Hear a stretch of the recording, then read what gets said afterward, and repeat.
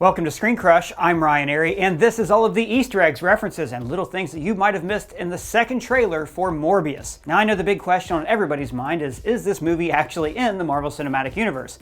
Well, I've got a lot of theories on that, but first our ScreenCrush trivia question. In the comic book where Morbius first appeared, Peter Parker had just done what to himself? You can find the answer at the end of the video or skip to this time code. Tell us your answer down in the comments. So let's break down this trailer. It begins by giving us a little background on Michael Morbius. Just like in the comics, he's a brilliant doctor with a blood disease who tries to cure himself, and comics being comics, he becomes a deformed, superpowered abomination. He's leading a medical expedition to trace a kind of vampire bat that he's hoping can cure his blood disease. Why did you have to play God, Michael Morbius? Let human be human and bat be bat. Keep the DNA separate as they've been for millions of years. Now the music in this trailer is People Are Strange by The Doors, because Michael Morbius is strange. Do you get it? You guys get it? He's strange. That's what the song means. So all of this is setting up that Michael is an honorable man who happens to have an evil last name, Morbius. He treats kids, he raises money, and he just seems like a good fella. Venom had the same setup, showing Eddie Brock going after corporate bad guys in his opening before he became a host to a murderous parasite, just like Morbius. So on the expedition, they're having trouble getting the bats to come out of the cave, so he cuts his hand to attract them to his own blood. This isn't really how bats work. Even vampire bats don't suck blood, they just rip chunks out of the flesh. But you know, it's a movie, so I'll allow it. So I don't think this action is what infects Michael with his bat disease. After trapping the bats, I think he experiments on them on the ship, just like he does in the comics. See, it's important that this is his own hubris that causes his deformity, as opposed to a random accident like Peter Parker becoming Spider-Man. Tyrese Gibson is playing a cop named Simon Stroud. In the comics, he's a former CIA agent turned NYPD cop who made a name for himself hunting paranormal threats. First, the Man-Wolf, that's John Jameson Jr., the son of J. Jonah Jameson.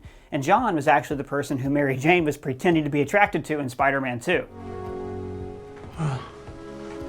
Later in the comics, Simon Stroud hunted Morbius, and here he brings him in for questioning. So all of the scenes where you see Michael in an orange jumpsuit are probably just after he escapes from prison. Now we see all these people dying on a boat, but I don't think this is Morbius. Again, he's a good guy. The more likely villain is Loxias Crown, played by Matt Smith. In the comics, he got vampiric powers after Morbius attacked him, but there was also an energy explosion that gave him even more advanced powers. So while Michael Morbius is trying to fight his vampirism, Matt Smith will be reveling in his new bloodlust. In the skyline, we see Horizon Labs. Now this is a very important location in the comics.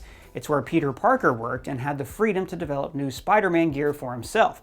He also brought Michael Morbius to the lab to find a cure for his vampirism. So this is probably where Michael's based out of in the movie. So actually, here's a real quick rundown on who Morbius is in the comics. He's not a magical vampire like the ones that Blade kills. He's a living vampire created through science. So while he has bloodlust, fangs, speed, super strength, he can go out during the day. He doesn't like the sun, like a lot of us neckbeards, but he can do it. So back to the trailer where he discovers that he has bat-like abilities such as echolocation, almost as if he's become some sort of bat-human hybrid who can also glide on the wind because apparently his bones are hollow now too. In the next skyline shot, we see Oscorp Tower, another hint at this interconnected Spidey universe. Now I'm sure a lot of you know this, but Marvel Studios doesn't have the rights to use Spider-Man characters on their own. So any character who originally appeared in a Spider-Man comic like Morbius or Norman Osborn is licensed by Sony Pictures. So as Michael examines himself, notice these scientific formulas behind him.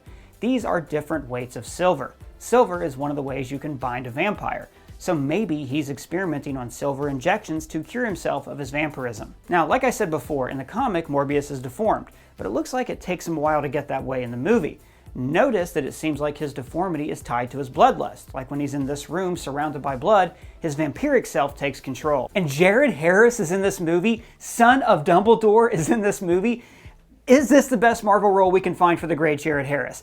Is he going to be secretly Norman Osborn or Miles Warren, aka the Jackal? The Jackal would be cool. He's obsessed with cloning, which means we could finally get to see the greatest Spider-Man story of all time, the on the big screen. Then Dr. Morbius looks at a Daily Bugle headline with the same masthead from the Spider-Man Sam Raimi movies, and that we saw in Venom 2 where Eddie Brock was a reporter for the Bugle's West Coast edition. In fact, this article at the top, Finding the Truth Within, in his own words, sounds like one of Eddie's interviews with Cletus Cassidy in Let There Be Carnage. So this one, Rhino on the Loose, Zoo Hoax Fools Us All, could actually be a hint of the villain Rhino.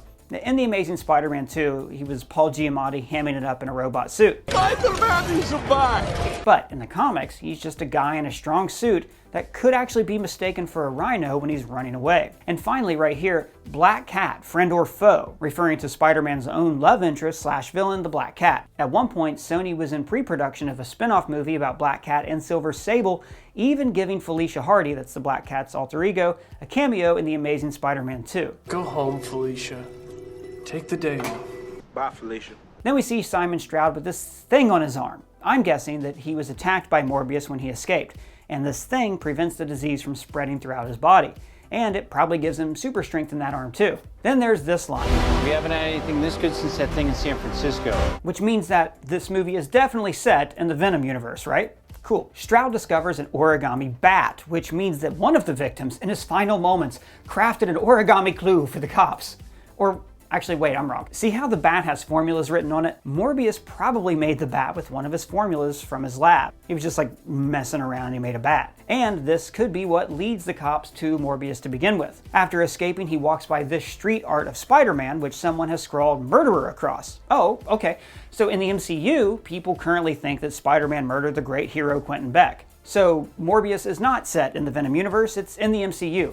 Oh yeah, and later on we see Adrian Toomes from Spider-Man Homecoming talking to him. You and I should stay in touch. So that means they are going to cross over in the next movie, and that Morbius is definitely in the MCU. Cool. So the trailer ends with several action shots that look like he's teleporting or pulling a Laszlo. Bat! Bat? But he's actually just moving really fast, causing these cool looking streaks. It is confusing because this looks a lot like Nightcrawler's teleporting from X2. So this shot where Martine Bancroft is holding off the cops looks like she's guarding him in some kind of chamber where he's transforming. Maybe this is a quarantine chamber where he's trying to cure himself. But the evil part of him is like, I don't got a quarantine, I got rights, my rights! So the trailer's tag is... I am Venom.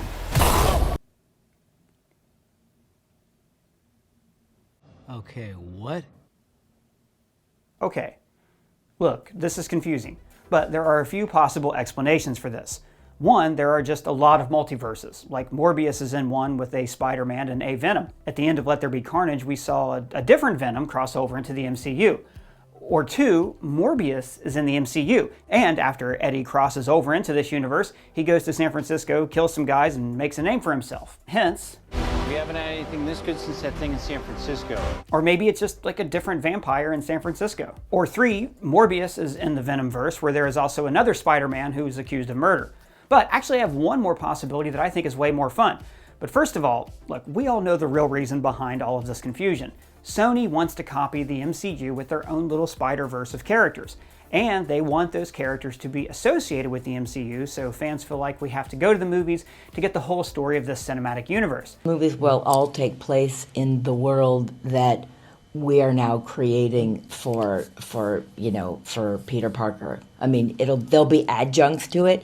They may be different locations, but it will still all be in the same world, and they will be connected to each other as well. But Marvel Studios, they don't want to be anywhere near these Sony movies. They only care about Spider-Man. So Sony has placed implications in their movie to make it seem like it's in the MCU. All right, so here's my other idea. This is way more fun. Remember the end of Loki when they kill He Who Remains and the multiverses all branch off and smash into each other and collide? Maybe that caused the spaces between the multiverses to become sort of thin. Like butter scraped over too much bread. Exactly. And this caused elements of each universe to bleed into one another. And normal people don't notice this because reality is constantly being reshaped around them. So now the answer to our ScreenCrush trivia question. In Morbius' first appearance, Peter Parker had just done what to himself? He gave himself 4 extra arms when he tried to get rid of his spider powers. Well, that's all the Easter eggs that we found, but if you found any, let me know in the comments below or at me on Twitter. And if it is your first time here, if you came here just for this Morbius video for the very first time, please subscribe and smash that bell. For ScreenCrush, I'm Ryan Arey. That old boy Juggernaut sure made a mess. About like that Yankee general. Sure.